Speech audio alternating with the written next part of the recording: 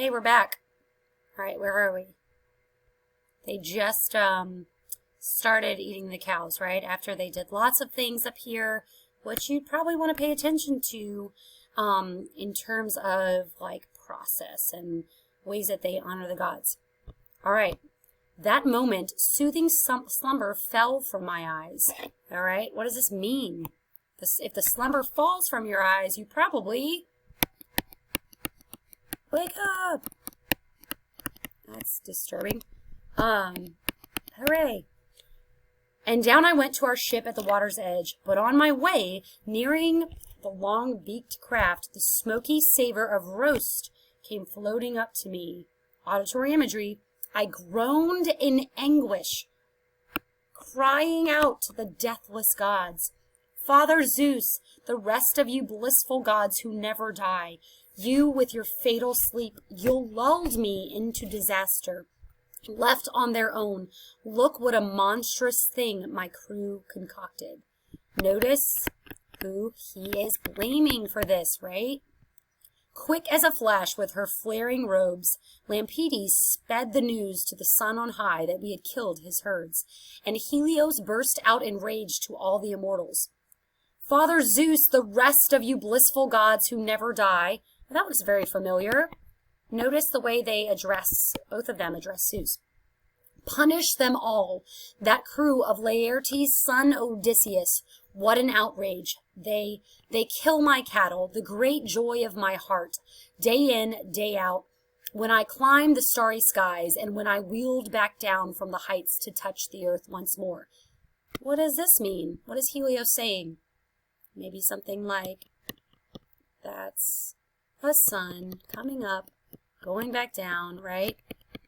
So do you notice how he talks about climbing the skies? The sun comes up. I wheeled back down to touch the earth. That would be nighttime. Unless they pay me black in blood for the butchery of my herds. Ooh, I love this. But this alliteration. Down I go to the house of death and blaze among the dead.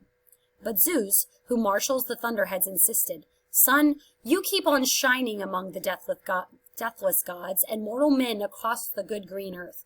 All right, what did Helios say he was going to do? Pay attention to this. Make sure you understand it. If you have a question, show up when you get my office hours. Notice Zeus's response. If you cannot figure out what that is, show up to office hours. And as for the guilty ones, why, soon enough on the wine-dark sea, I'll hit their racing ship with a white-hot bolt. I'll tear it into splinters. This sounds like danger. Or so I heard from the lovely nymph Calypso, who heard it herself, she said, from Hermes, god of guides. Notice this epithet. As soon as I reached our ship at the water's edge, I took the men to task, unbraiding each in turn. But how to set things right? We couldn't find a way. The cattle were dead already. Notice the 3 dots, dun, dun, dun. And the gods soon showed us all some fateful signs. The hides began to crawl. The meat, both raw and roasted, bellowed out on the spits, and we heard a noise like the moan of lowing oxen. This is kind of some awfully gross visual and auditory imagery. Imagine if, like, the steak that you're eating or the seafood or whatever it is starts, like, belching out noises and moaning. That would be really disturbing. Yet 6 more days, my eager companions feasted on the cattle of the sun, the pick of the herds they'd driven off. That seems like they should pump the brakes on this.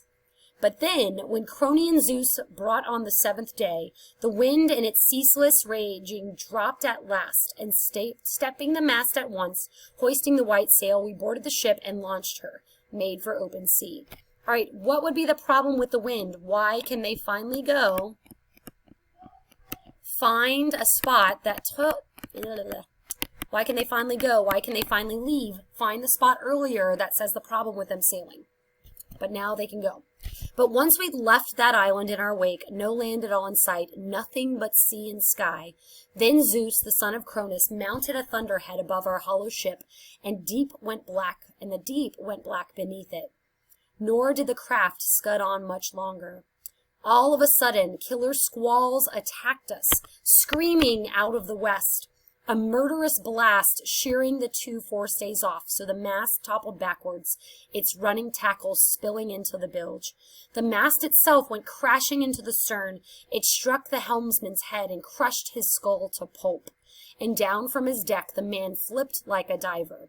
His hardy life spirit left his bones behind. Then, in the same breath, Zeus hit the craft with a lightning bolt and thunder. Round she spun, reeling under the impact, filled with reeking brimstone. Shipmates pitching out of her, bobbing round like seahawks, like the men are like coming out of the crashing boat. Bobbing round like seahawks, swept along by the whitecaps past the trim black hull, and the god cut short their journey home forever. They have died, right? All right, somebody draw this for me and send me a picture of it. That looks kind of fun. But I went lurching along our battered hulk till the sea surge ripped the plankings from the keel, and the waves swirled it away, stripped bare, and snapped the mast from the decks. But by a backstay made of bull's hide still had held fast, and with this I lashed the mast and keel together, remember lashed means tie, made them one, riding my makeshift raft as the wretched gale winds bore me on and on. So O has lost his men, and he's left with a little makeshift raft. At last the west wind quit its wild rage, but the south came on at once to hound me even more, making me double back my route towards cruel Charybdis. All night long I was rushed back, and then at break of day I reached the crag of Scylla and the dire Charybdis' vortex, right when the dreadful whirlpool gulped the salt sea down. But heaving myself aloft to clutch at the fig tree's height, like a bat, I clung to its trunk for dear life. Not a chance for a good firm foothold there. No clambering up it either. The roots too far to reach, the boughs too high overhead. Huge swaying branches that overshadowed Charybdis. But I held on, dead set, waiting for her to vomit my mast and keel back up again. All right, figure out what's happening here. Can you draw it? Seemingly, the whirlpool takes his ship, and Odysseus jumps up, hugs a tree, and he's waiting for Charybdis to spit the ship back out.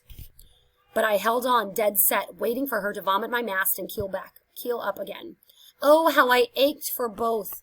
And back they came, late but at last, at just the hour a judge at court, who settled the countless suits of brash young claymates, rises, the day's work done, and turns home for supper.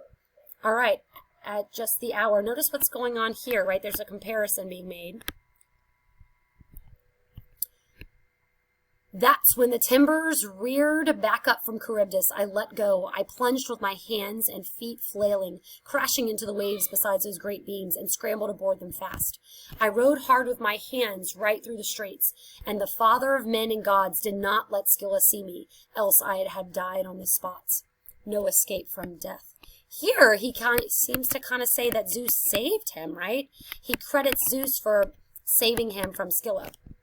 I drifted along 9 days. On the 10th, at night, the gods cast me up on Ogygia, Calypso's island, home of the dangerous nymph with glossy braids, who speaks with human voice, and she took me in. She loved me. Why cover the same ground again? Just yesterday, here at Hall, I told you all the rest, you and your gracious wife. It goes against my grain to repeat a tale told once, and told so clearly. All right, I want you to figure out what happened here as you ... and then who is he talking to? And what is he saying? Is O saying? All right, then we're at book 13. Guys, the plan is to summarize the other books for you, and then I'm going to give you an assignment that you will be reading with parts of when Odysseus gets home. All right, thanks for playing. Thanks for being great students.